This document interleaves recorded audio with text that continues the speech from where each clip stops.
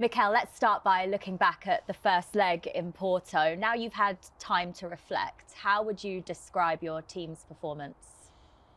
In certain aspects, really good, especially defensively, how we control them and how, let's say, we conceded. Attacking-wise, a few things to tweak and improve to cause them any more problems.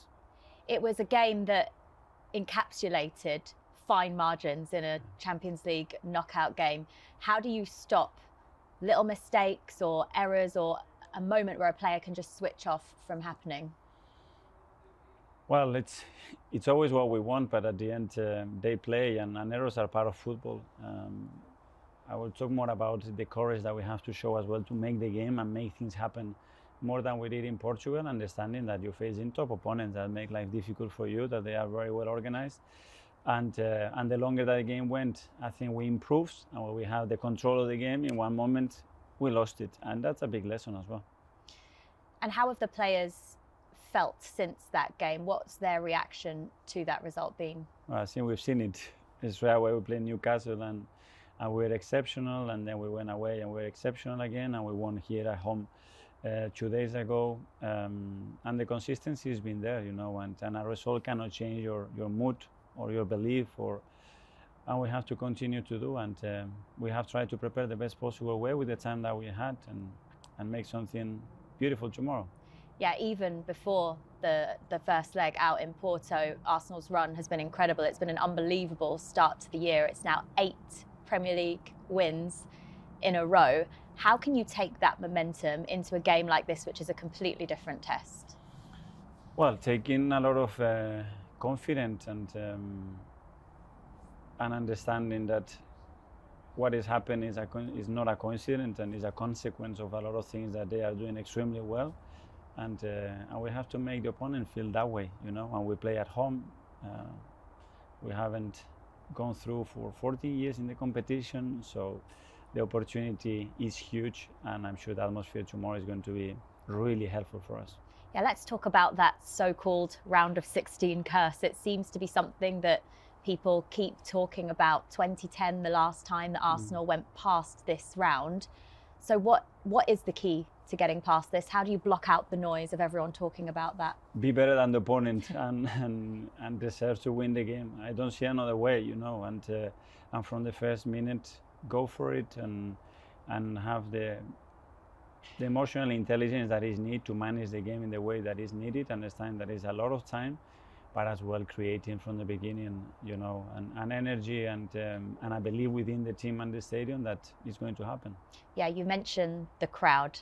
What type of role can they play in a game like this? The impact is going to be huge, you know.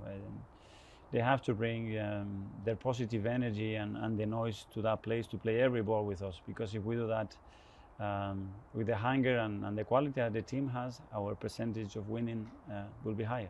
Can you feel that?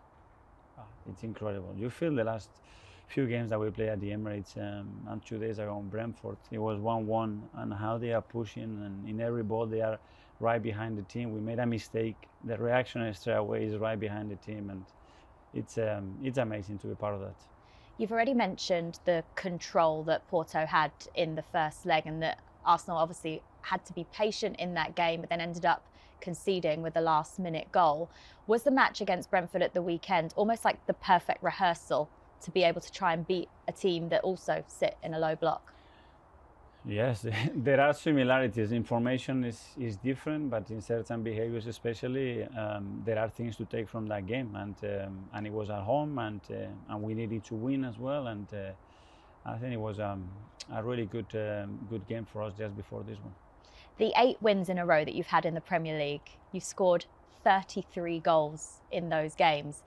Is that rhythm, confidence, everything coming together at the right time, or a mixture of all of it? Probably a mixture, you know, and a lot of great decisions. I think a lot of determination and hunger for more, you know, and being willing to always be better and want more, because if not, you don't score that many goals.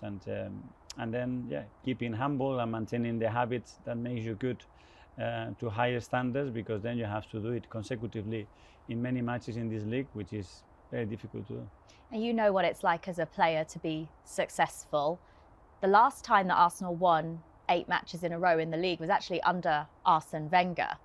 Does it feel like Arsenal are now getting back to that point now where they can go on the successful runs that this club went on under that great manager? That's the ambition, that's the dream, and that's what we are trying to do. That is true what Arsene did for this football club. It was unbelievable, and it was going to take us years to achieve something like that, but certainly that's the standards that we want.